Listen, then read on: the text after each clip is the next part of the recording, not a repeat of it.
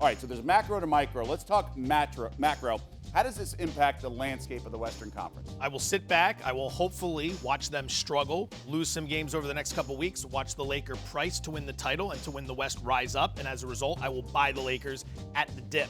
Their next 8 games feature 4 matchups, Suns, Sixers, Bucks, and Clippers, that are all going to be very difficult for them. And that starts today against the Phoenix Suns, who are laying somewhere around 9. This is going to be a good rest for LeBron. Recharge the battery. Get right mentally as you're heading into the playoffs. He's 36 after all, and it's going to force the Lakers to develop a lot of the young guys and a lot of the players who don't get a lot of minutes during the course of the regular season. I think that's going to be advantage come playoff time. So let the price plummet, buy it at the dip, roll forward. Because on top of this, Anthony Davis is out for an unknown time. And this is the thing. High ankle sprains, usually it's several weeks. But LeBron, not exactly proven to be human throughout his career. So we're really not sure. That's a great point about rest. He's only missed that 1 game before the All-Star break. So the MVP race, he was the front runner, right. Tyler.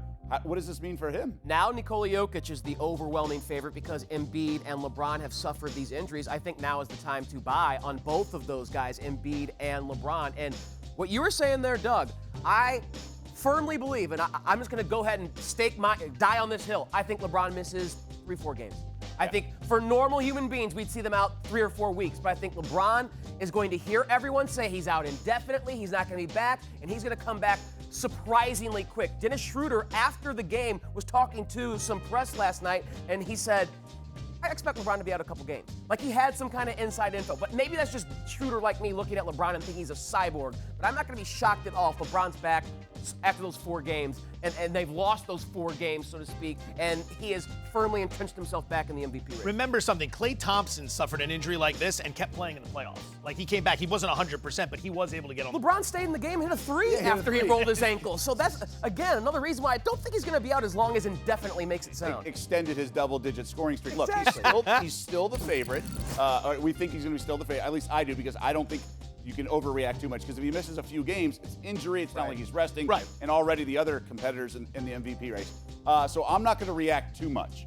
Now, the micro is fading the Lakers, so to speak. Now, the spread's too big. I think we can look at some team total unders, some game unders, things like that. Are they going to be better moving forward than they were second half of yesterday when they didn't score their first point till after 6 minutes of the third quarter, coming out of halftime? Yes, because they're going to be more prepared, game plan, so to speak. They're going to be ready. Do you think the pace for the Lakers picks up or slows down with LeBron out? Because I think you think it's going to go down? Yeah. I actually think guys like Dennis Schroeder and Kyle Kuzma are going to move the ball up the court a bit faster. LeBron, who plays all of his minutes, like Chris Paul at this age, I think likes to keep pace down to maintain himself. But I wonder, and it very well could go down, but I wonder if it actually increases with Schroeder running. I think it's going to be erratic. I think whatever they try early, no matter slow or fast, it's going to be something they struggle with. Then they're going to try everything. It's going to be back and forth. It's going to be an evolving marketplace. Still like team totals under. You got Damon Jones starting right now. Look, they're thin at the big possession. Montrezl Harrell kind of kept them in the game yesterday because they couldn't hit a shot outside of Harrell. So Harrell hitting baseline jumpers and all that. I think they're going to really struggle to score. Their calling card is defense.